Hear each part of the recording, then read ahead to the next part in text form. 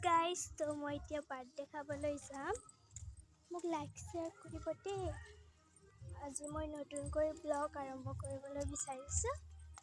মানে মোৰ দেউতাৰ ছোৱালীৰ বাৰ্থডে মোৰ বাহৰ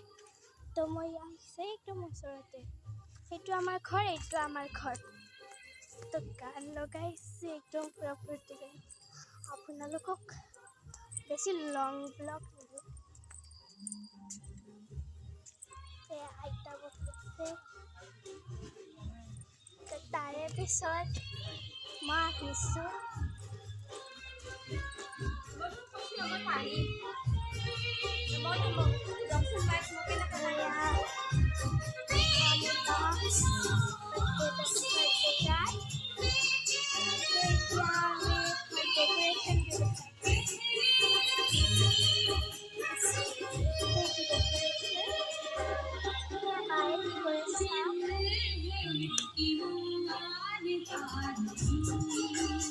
তো এতিয়া আপোনালোকক কেক কটা সময়ত দেখাম